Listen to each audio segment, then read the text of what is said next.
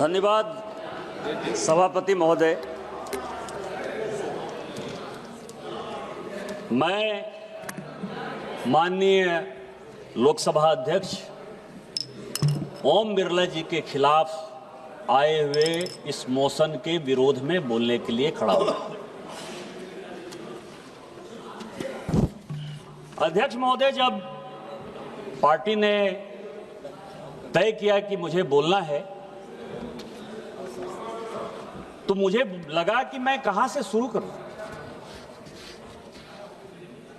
कायदे से ये पांचवा, सभी लोग कह रहे हैं कि चारवां अविश्वास प्रस्ताव है अध्यक्ष के खिलाफ, लेकिन कायदे से ये पांचवा अविश्वास प्रस्ताव है हाउस के लिए, जानकारी के लिए, क्योंकि इस देश के पहले प्रधानमंत्री 1947 में हो गए, पार्लियामेंट भी हो गई, सरकार भी हो गया, स्पीकर भी हो गया। 1951 में इस हाउस की जानकारी के लिए और देश की जानकारी के लिए 1951 में पहली बार अविश्वास प्रस्ताव मावलंकर साहब के खिलाफ इस हाउस में आया था। 1954 में दूसरी बार उसी मावलंकर साहब के खिलाफ आया था। 1966 में सरदार हुकुम सिंह जी के खिलाफ आया था और 87 में बलराम जाखड़ साहब के खिलाफ आया था। इस चारों अविश्वास प्रस्ताव में जो समानता थी और जिसमें मुझे लगता था कि मैं इसका खुशी मनाऊं कि इसका गम मनाऊं, वो ये था कि चारों के चारों अविश्वास प्रस्ताव के वक्ता या उसके मूवर या तो वो भागलपुर के सांसद थे जो मेरा पैतृक घर है, या वो गोड्डा के सांसद थे देवघर, जहां से मैं वर्तमान में सांसद हूं। मधु लीबिया जी ने 1966 में किया, वो देवघर जहां का मैं सांसद हूं वहां के वो सांसद थे। कृपलानी साहब ने 1951 में किया, 1954 में किया, कायदे से मिसिर साहब ने उसको मूव किया था। मैं आपको बताऊं कि वो भागलपुर के सांसद थे। और 87 में जिस आदमी ने डिफेंड किया कांग्रेस की तरफ से, भागवत झा आजाद, वो भी भागलपुर के सांसद थे और गोड्डा के वो बेटे थे जहां का कि मैं व्यक्तिगत सांसद हूं। और मुझे पार्टी ने इस मोशन पर जो है बोलने के लिए स्पीकर साहब को डिफेंड करने के लिए खड़ा किया। अब मुद्दा क्या है? मैंने कहा मेरा पैतृक घर है। ये जो वकील हैं, ओवैसी साहब वकील हैं और ये मनीष तिवारी साहब वकील हैं। वकील को घुमाना बहुत अच्छा आता है। मैं अभी देख रहा था संविधान का आर्टिकल 93 का एक पार्ट जो है, पोर्शन, बड़ा आराम से मनीष तिवारी जी बोल गए। स्पीकर होना चाहिए, डिप्टी स्पीकर होना चाहिए, तुरंत चुनाव होना चाहिए। मुझे भी लगा रहे इतने बड़े विद्वान आदमी है, सही बोल रहे होंगे। लेकिन जो उसका दूसरा पार्ट है, वो पार्ट ये कहता है कि यदि स्पीकर और डिप्टी स्पीकर का पद खाली है तो हाउस को यह अथॉरिटी है कि वो उसका इलेक्शन करेगा, सिलेक्शन करेगा। दूसरा, जिस कॉन्स्टिट्यूएंट असेंबली की उन्होंने बात की, जिस कॉन्स्टिट्यूएंट असेंबली के डिबेट की उन्होंने बात की, उन्होंने कामत साहब की बात की, सिवन साहब की बात की, बड़े अच्छे तरीके से उन्होंने राजेंद्र प्रसाद जी और अंबेडकर साहब के बातचीत को एकदम गायब कर दिया। क्या होता है सर? यदि स्पीकर कंटिन्यूटी में मौजूद रहता है जब हम इलेक्शन जीत कर आते हैं, और इसके बाद हम लोगों को शपथ दिलाने के लिए राष्ट्रपति प्रोटेम स्पीकर को तैनात करती है, नियुक्त करती है। इसीलिए राष्ट्रपति के ऊपर यह पूरा संविधान निहित है। यही राजेंद्र बाबू और अंबेडकर जी ने कहा और यही कॉन्स्टिट्यूएंट असेंबली का डिबेट। तो मुझे लगता है कि किसी भी चीज के लॉजिकल एंड में बताने से मैं इसीलिए बातें कहता हूं कि हम और आप रहेंगे या ना रहेंगे, लेकिन जो हमारा नेक्स्ट जनरेशन आएगा उसको तो कम से कम संविधान के बारे में पूरा पता होना चाहिए। क्यों नहीं पता होना चाहिए? ये रिजोल्यूशन है सर। मैं आपको बताऊं कि मुझे इसीलिए यह लगता है कि बड़ी अच्छी बातें उन्होंने कही। संजोग से मैं भी 2009 में सांसद हो गया। यहां दुष्यंत सिंह जी से लेकर गणेश सिंह जी तक हैं जो 2004 में भी सोमनाथ चटर्जी को देखते रहे। भारतीय जनता पार्टी ने कभी भी इस तरह की घटियागिरी नहीं की। ममता बनर्जी जिसका जिक्र ललन सिंह जी ने किया, मैं याद दिलाना चाहता हूं, जब वो रोने लगी, जब उनको सीपीएम के सारे सांसद यहां गुंडागिरी करते रहे, एक अकेली महिला जो है अपने इज्जत बचाने के लिए परेशान थी और स्पीकर सोमनाथ चटर्जी कुछ नहीं कर रहे थे। लाल कृष्ण आडवाणी जी के नेतृत्व में पूरे के पूरे विपक्ष ने, किरण रिजिजू जी थे उस वक्त सांसद बन गए थे, पहली बार सांसद थे, हम लोग ममता जी को लेके बाहर चले गए।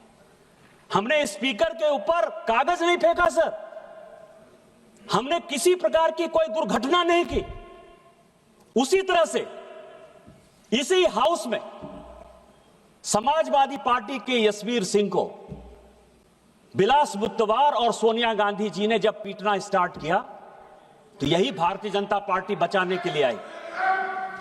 मैं सांसद था, चुप रहिए, बैठिए,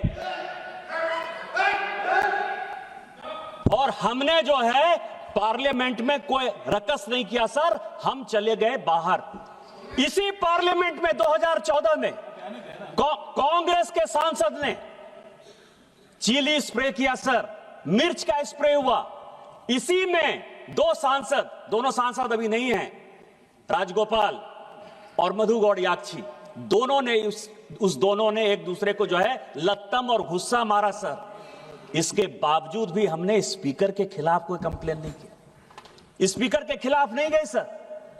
थंबी दुरई को पूरी की पूरी डीएमके मारने के लिए दौड़ गई, हमने स्पीकर के खिलाफ कंप्लेन नहीं किया सर।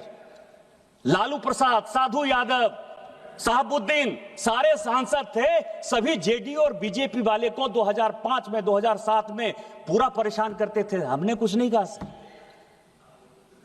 हमने कुछ नहीं कहा।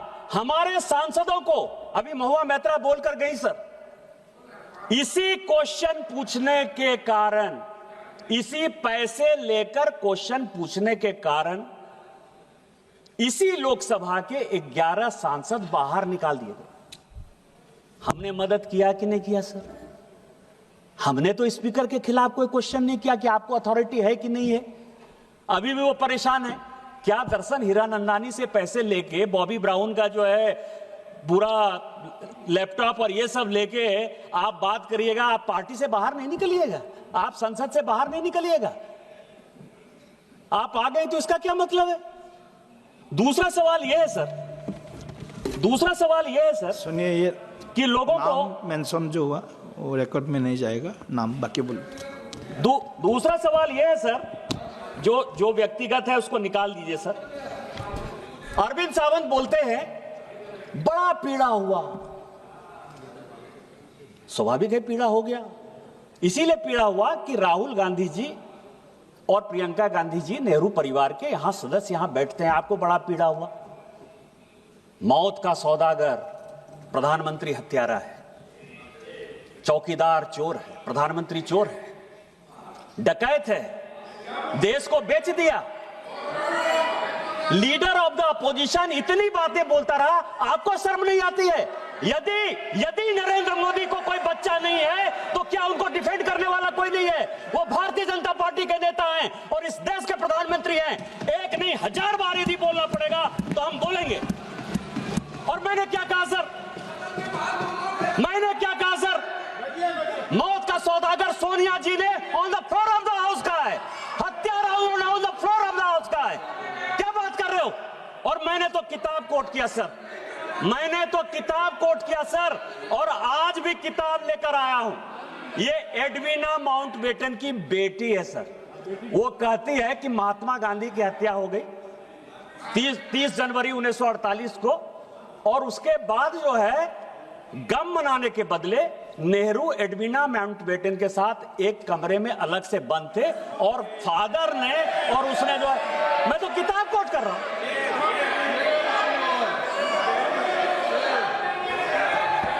मैं उनकी बेटी का किताब है सर।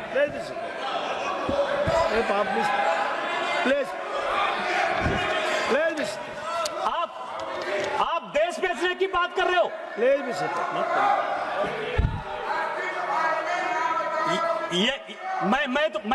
मैं तो बात कर रहा हूं सर।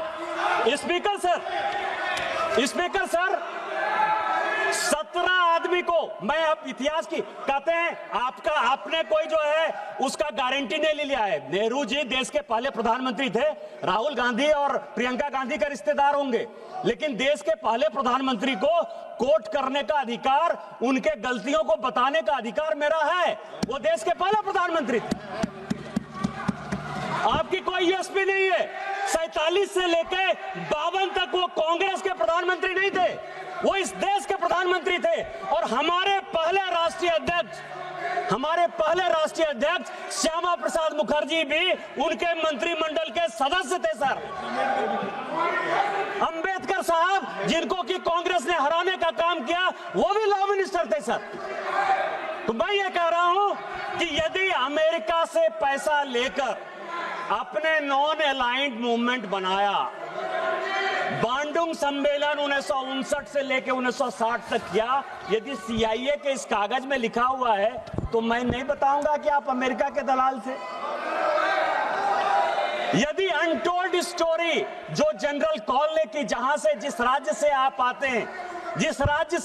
आते हैं स्पीकर सर, कि 1962 में ऑल इंडिया रेडियो से नेहरू जी ने कह दिया कि असम चीन के कब्जे में चला गया।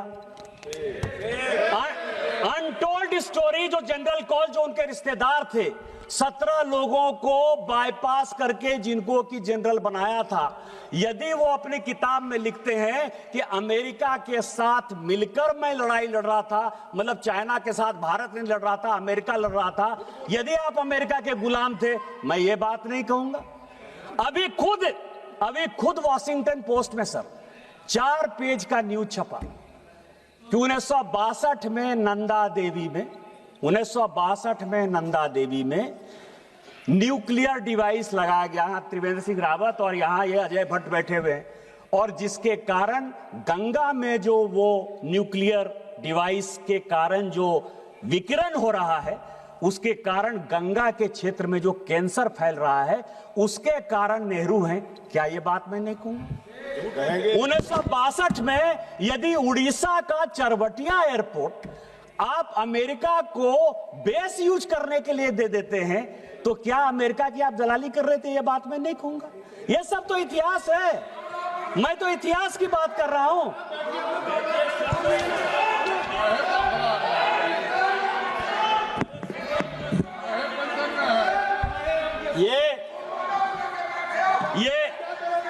ये रिजोल्यूशन है सर, ये रिजोल्यूशन है और इस रिजोल्यूशन में लीडर ऑफ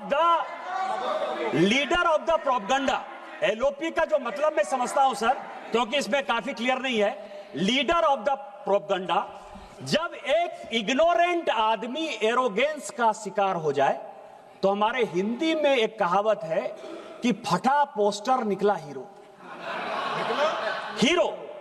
फटा पोस्टर निकला हीरो।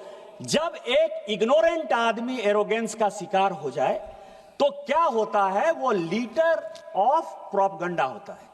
और LOP के बारे में ये पूरा इसमें डिस्क्रिप्शन है सर। कॉल एंड सगदर ने लिखा है कि लीडर ऑफ द अपोजिशन कौन होगा और लीडर ऑफ द अपोजिशन के क्या अधिकार होंगे। आज चिल्ला रहे हैं LOP को बोलने देते हो, LOP को नहीं बोलने देते हो। मैंने भी सोचा कि इसमें जाया जाए कि LOP को बोलने नहीं देते हो।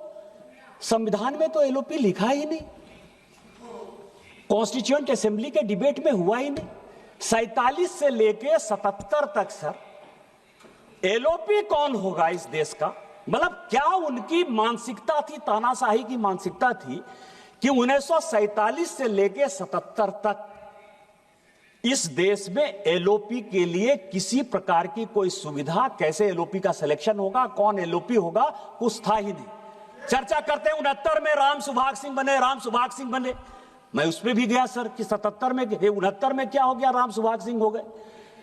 इंदिरा जी ने अपनी पार्टी तोड़ दी, सिंडिकेट ने उनको पार्टी से निकाल दिया।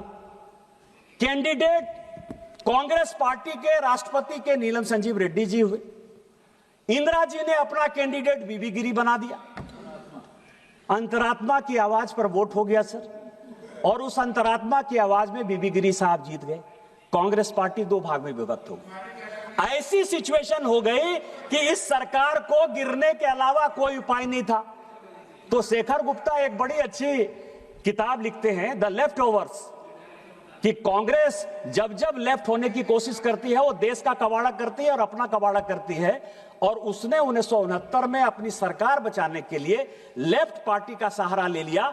चूंकि कांग्रेस का जो दूसरा फैक्शन था, मतलब बाप बेटा पंच, बरदा का दाम 5 आना जो हमारे यहां कहा जाता है, तो राम सुभाग सिंह जो कि 1962 से लेकर 1969 तक किसी न किसी, चाहे वो नेहरू जी हो, चाहे शास्त्री जी हो, चाहे वो इंदिरा जी हो, सभी के मंत्रिमंडल के वो सदस्य रहे सर। उनको उन्होंने कहा कि नहीं नहीं आप, अरे सबसे बड़ी पार्टी थे यार, आपको तो चलने ही नहीं देते। लेकिन 77 में जब हमारी सरकार आई, कई एक लोग कहते हैं अरे आप तो 80 में आई, आपको पता ही नहीं है कि 77 में हमारी सरकार थी। जनता पार्टी में इस देश के लिए हमने विलय कर दिया, इमरजेंसी के खिलाफ हमने अपने आप को खोना। देश क्या होता है, देश के प्रति राष्ट्रभक्ति क्या होती है, ये आपको सुनना चाहिए। मैं आपको एक इंसिडेंट बताना चाहता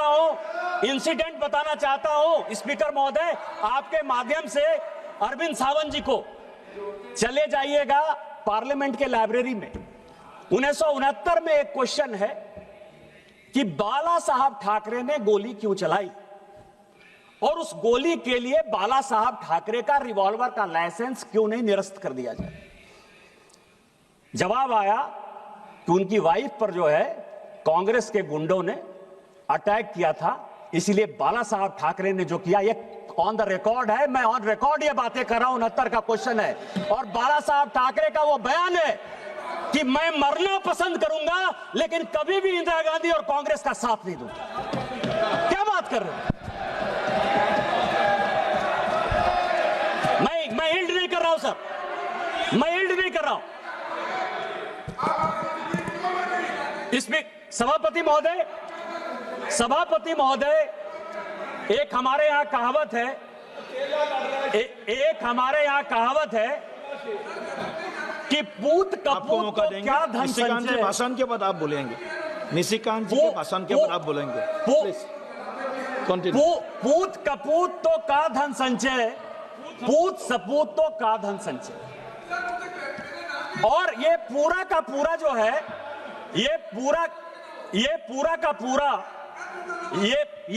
का पूरा जो मामला है कि leader of the party, leader of the partition या लीडर ऑफ प्रोपगंडा इस तरह की हरकतें क्यों करते?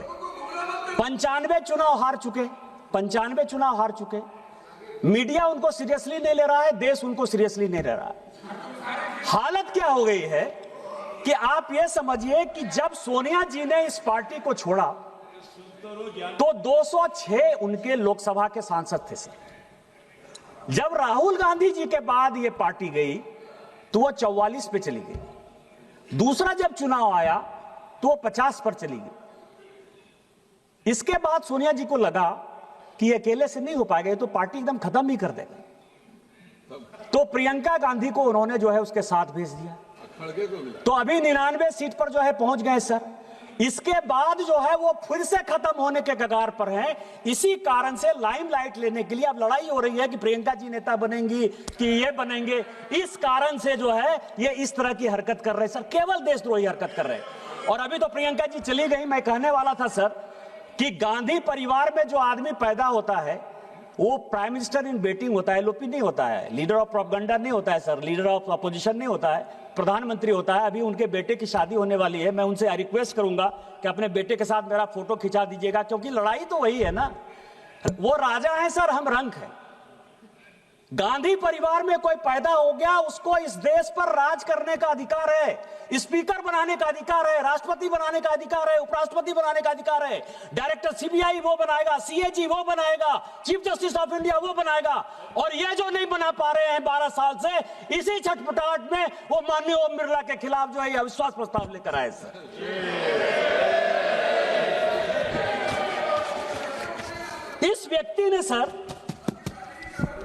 इस व्यक्ति ने लोकतंत्र को बंधक बना लिया सर। एक अपोजिशन का पार्टी है, आज मैंने सबका भाषण सुना, अखिलेश यादव जी का माइक बंद होता है, सुप्रिया सुले जी का माइक बंद होता है, कनी मोजी का माइक बंद होता है, टीआर बालू साहब का माइक बंद होता है। एक आदमी कंप्लेन कर रहा है सर, एक आदमी कंप्लेन कर रहा है। और क्या किस तरह की बातें करो, सबने तो भाषण दे दिया सर। मैं केवल एक भाषण कोट करना चाहता हूं 1954 का। मावलंकर साहब के खिलाफ अविश्वास प्रस्ताव किस लिए है, यह सभी को जानने वाली बात है। ए.के. गोपालन साहब कम्युनिस्ट पार्टी के बड़े नेता थे, अघोषित तौर पर वो लीडर ऑफ द अपोजिशन थे। उनका चार्ज मावलंकर साहब पर यह था कि मावलंकर साहब ने कहा कि मैं स्पीकर हो गया हूं,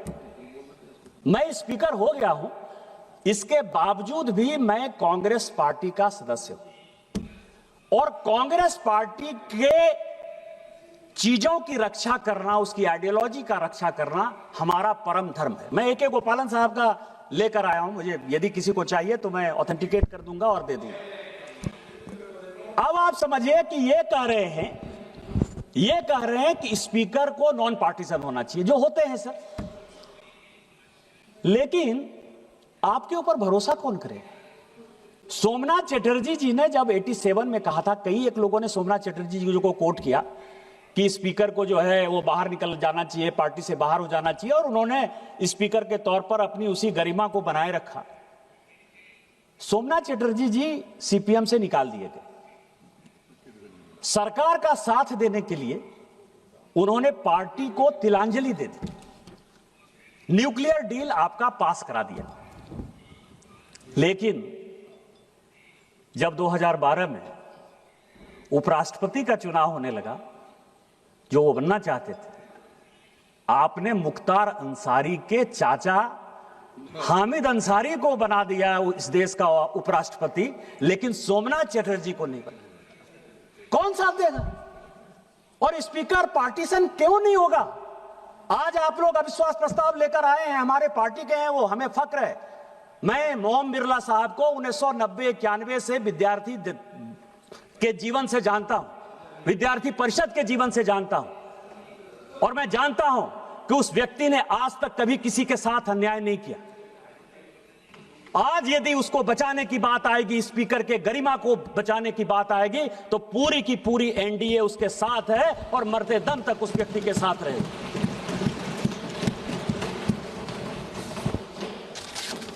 मैं जब लीडर की बात कर रहा था सर, कॉल एंड संदर की, तो सभी लोगों ने कोट किया कि कितनी बार वो पार्लियामेंट में बोले, 2004 में कितनी बार बोले, 2009 में कितनी बार बोले, 2014 में कितनी बार बोले। 2004 से 9 तक जब वो पहली बार सांसद बने सर, तो केवल एक बार बोले, और वो एक बार केवल उन्होंने कहा कि मैं राहुल गांधी ईश्वर की शपथ लेता हूं कि मैं सत्य निष्ठा से जो है भारत का संसदीय का जो है, इसके अलावा उन्होंने कोई बात नहीं। 9 से संजोग से 9 में मैं आ गया था। 9 से 14 तक सर, जो पुराना पार्लियामेंट था ना, नहीं, जो पुराना पार्लियामेंट था, पुराने पार्लियामेंट में एक खंबा था सर। वो खंबा के बगल में जो है वो बैठते थे और उनकी चौकड़ी थी सर, उनके मित्र मंडली थी, उससे वो बातचीत करके आते थे और चले जाते थे। जब उन्होंने मुंह खोला तो कलावती के बारे में मुंह खोला, और आज तक फिर कलावती का जो है उन्होंने ध्यान ही नहीं रखा सर। इसके बाद जब हमारी सरकार आई सर, मैं आपको बता रहा हूं कि वो किस तरह से उनका जो टारगेट है सर, उनका टारगेट है कि 3% लोगों को, 140 करोड़ देश है सर, सभी को माननीय प्रधानमंत्री जी के ऊपर आशा है, विश्वास है, इस संसद के प्रति आशा है, विश्वास है। आपको क्या होगा, मनीष तिवारी चले गए, 105 मैं कोट करना चाहता था। आपको पता है कि 105 का जो संशोधन किया, सांसदों के सारे अधिकार को जो अमेंडमेंट किया, किसने किया? 1976 में, जब पूरी की पूरी पार्लियामेंट को बाहर कर दिया। आप तो अभी कह रहे हो कि बोलने नहीं दिया जा रहा है। पूरी पार्लियामेंट के विपक्ष को और अपने ही चंद्रशेखर जी, हेमवती नंदन बहुगुणा, जगजीवन राम, सबको जेल में बंद करके जो संविधान की पूरी हत्या कर दी, उसमें सांसदों के अधिकार को भी खत्म कर दिया, राष्ट्रपति के भी अधिकार को खत्म कर दिया। आपको पता है कि बोफोर्स के समय जब हल्ला हुआ तो 89 में जो है आपने 150 सांसद को जो है निकाल बाहर कर दिया था। उसको इस्तीफा देने के अलावा कोई अल्टरनेटिव नहीं रहा। किस संविधान की बात करते हो? यहां तो माइक की बात कर रहे हो यार। तो मैं ये कह रहा हूं कि उन्होंने जो है 2015 से क्या क्या बातें कही सर। उन्होंने 2015 से जो मुद्दे हैं सर, 2015 से एलओपी का है। सभापति महोदय, पूरी पार्लियामेंट के जितने स्पीकर हैं ना, जितने स्पीकर हैं, वो स्पीकर के ऊपर सबसे बड़ा आरोप मेरे ही कारण लगा रहे हैं सर। मुझे ही गाली देते रहे। कोई ऐसा स्पीकर नहीं है जिसने कि मेरे बारे में नहीं बोला सर। मैंने चुपचाप सबकी बात सुनी है, मेरी बात उनको सुनना चाहिए। वो क्या कह रहे हैं सर? 20 अप्रैल सफाई दे। एक मिनट, जब किसी के ऊपर एलिगेशंस आता है तो उसके ऊपर क्लैरिफिकेशन देना उनका एक धर्म भी होता है, उसका रिस्पॉन्सिबिलिटी है। आपने एलिगेशंस लगाया, उन्होंने उसका जवाब दिया, तो आप प्लीज लिसन 2015 में sir. Yes, I am allowing him. 2015 मैं डेट वाइज बता रहा हूं सर, उन्होंने क्या क्या बोला। मतलब गोल पोस्ट कैसे राहुल गांधी चेंज करते रहे, या उनके पास कोई विषय ही नहीं रहा देश को गुमराह करने के लिए, मैं बता रहा हूं सर। उन्होंने 20 अप्रैल 2015 को कहा कि सूट बूट की सरकार नहीं चलेगी। प्रधानमंत्री जी तो हमेशा पजामा कुर्ता ही पहनते हैं सर, सूट बूट तो वही पहन रहे हैं। जींस का पैंट, टी शर्ट, ये इंपोर्टेड सारा कुछ, वो ऑन का शूज पहन के कौन आता है सर? सूट बूट की सरकार उनकी है कि सूट बूट की सरकार हमारी है सर? दूसरा सर, वो उन्होंने कहा, इसके बाद उन्होंने 12 मई को, 1 दिसंबर को और 12 अगस्त को 3 भाषण दिए सर। और ये तीनों भाषण जो है जी, अगर सभा की अनुमति है तो आधा घंटा के लिए सभा की कार्रवाई हम एक्सटेंड करते हैं। ठीक, यस, गो अहेड प्लीज। उन्होंने जो है किसान के लिए, किसानों के लिए कहा सर। रोज जो है इनके राज में रोज किसान आत्महत्या कर रहे थे सर। इन्होंने जो किसानों की ऋण माफी की सर, उसमें सीएजी की रिपोर्ट में आया कि 65,000 करोड़ रुपया जो है वो किसी न किसी कांग्रेसी नेता के पॉकेट में चला गया। हमने जब माननीय प्रधानमंत्री जी ने तय किया कि हम किसान सम्मान निधि देंगे, और इनको जब लग गया कि हमारी पूरी बौखलाहट हो गई, तो पूरा का पूरा भाषण उन्होंने 2015 में जो है केवल और केवल किसानों को दे दिया। इसके बाद उन्होंने कहा सर, इसके बाद इन्होंने जो अच्छी बात कही सर, इन्होंने 2016 का जो इनका भाषण था सर, कि वीके सिंह सबसे घटिया आदमी है और कन्हैया कुमार इस देश का सबसे बढ़िया आदमी है।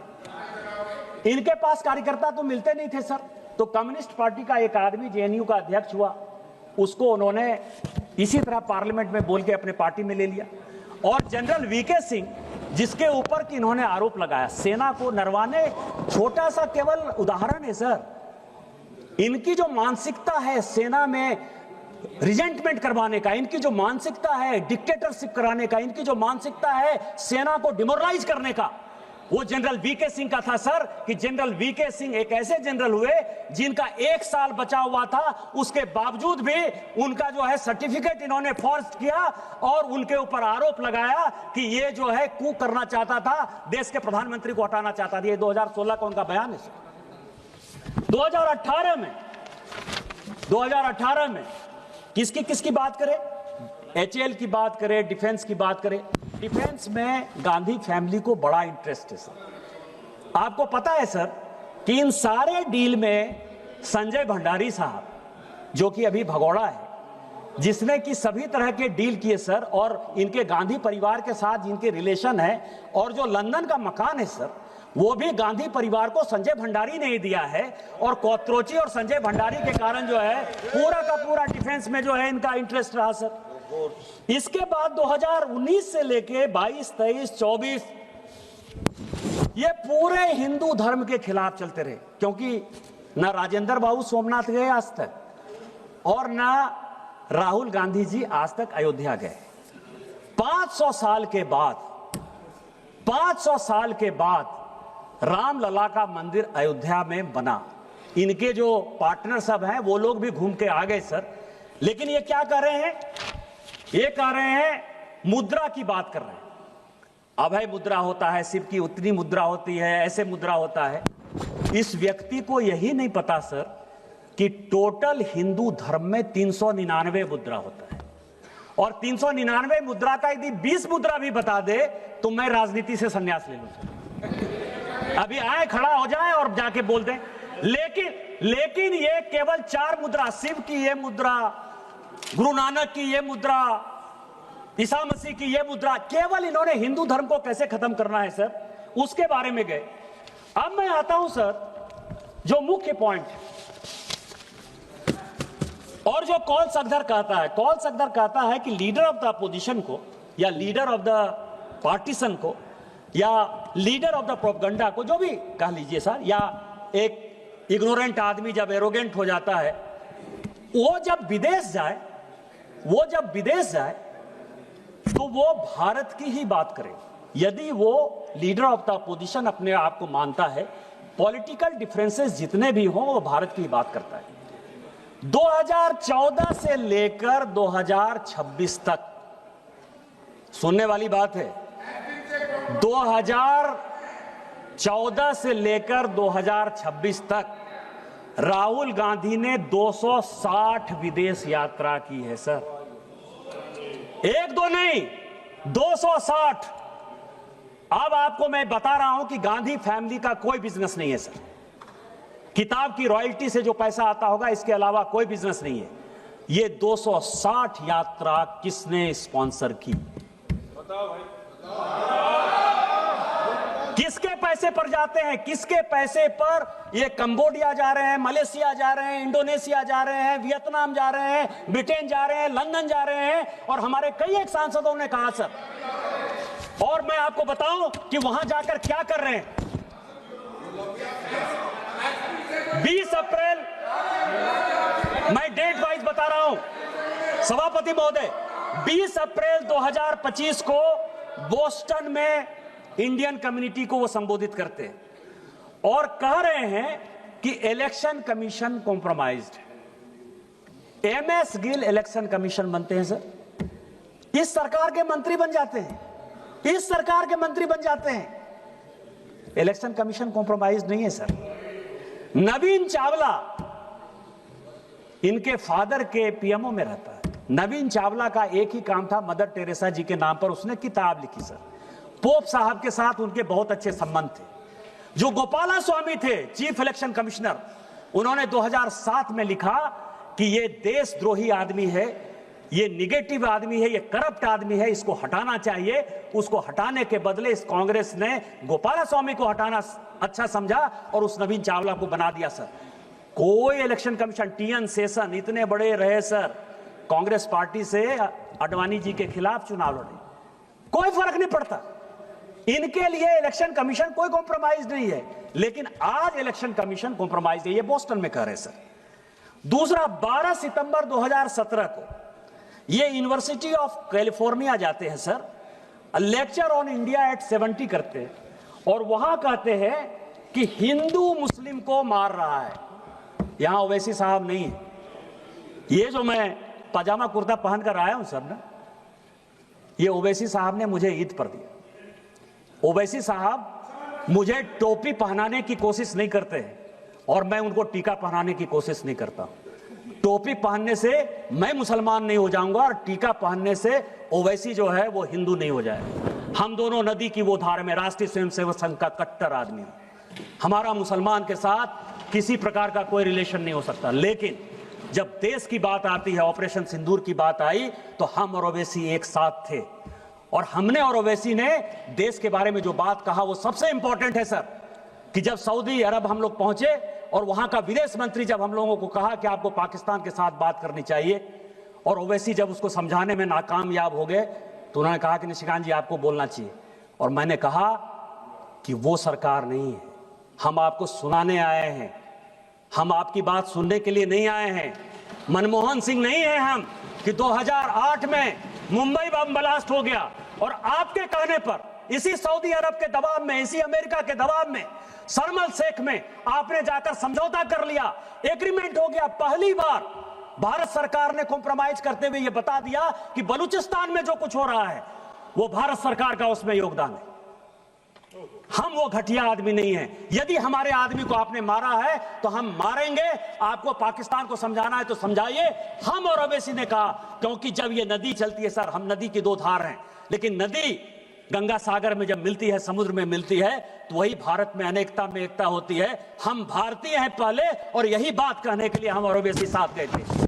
तुम किस हिंदू मुसलमान की बात करते हो? ओवैसी के ऊपर अटैक हो गया, एक बार भी पूछने के लिए गए कि तुम पर गोली किसने चलाई? क्या बात कर रहे हो? केवल मुसलमान के वोट बैंक की पॉलिटिक्स करते हो। राहुल गांधी 11 सितंबर 2024 को सर वॉशिंगटन गए। वहां क्या कह रहे हैं कि डेमोक्रेसी एकदम टूट फूट गया है, खत्म हो गया। तेलंगाना में उनकी सरकार है सर, कर्नाटक में उनकी सरकार है। क्या डेमोक्रेसी?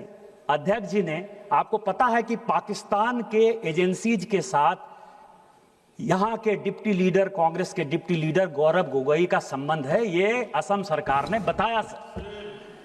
लेकिन चूंकि वो डिप्टी लीडर है, ओम बिरला साहब ने क्या किया?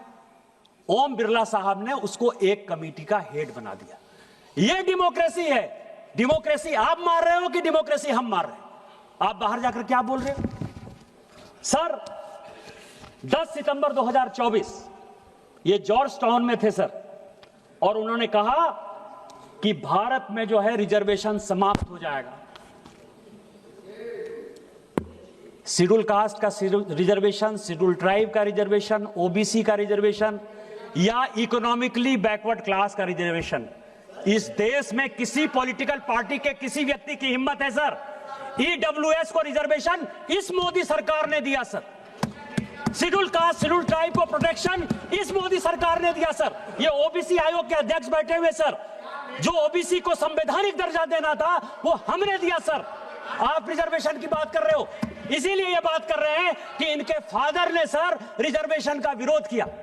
मंडल कमीशन जब बना तो राजीव गांधी जी का जो बयान है कि उन्होंने उस मंडल कमीशन का विरोध किया। इसीलिए आप कह रहे हो कि रिजर्वेशन खत्म कर रहे हैं। बाहर जाकर 10 सितंबर 2024 सर, डेट वाइज ये वर्जीनिया में थे सर, और वर्जीनिया में ये कह रहे हैं कि सिखों को पगड़ी नहीं पहनने दिया जा रहा है। यहां बिट्टू है सर, उनको वो ट्रेटर कहते हैं। आपको पता है कि सरदार बेअंत सिंह साहब शहीद हो गए।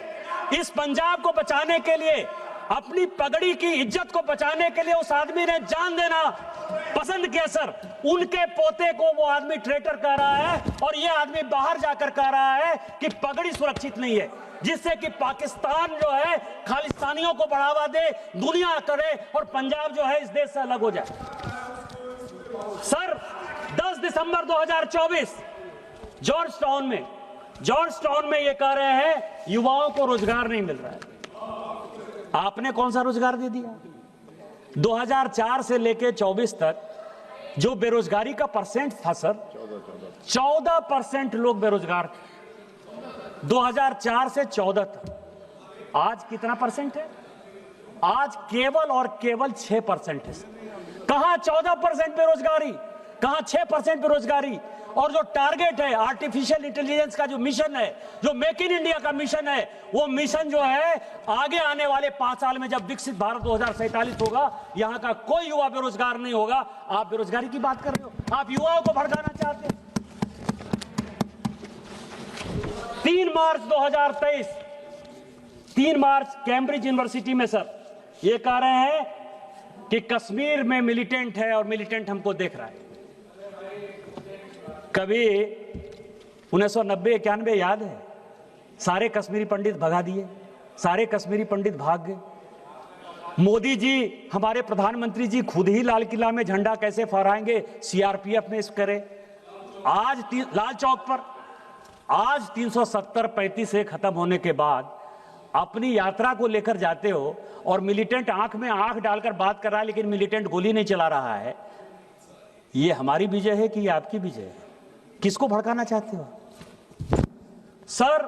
3 मार्च 2023 कैम्ब्रिज यूनिवर्सिटी यूके में ये कहते हैं कि Modi is destroying the architecture of India.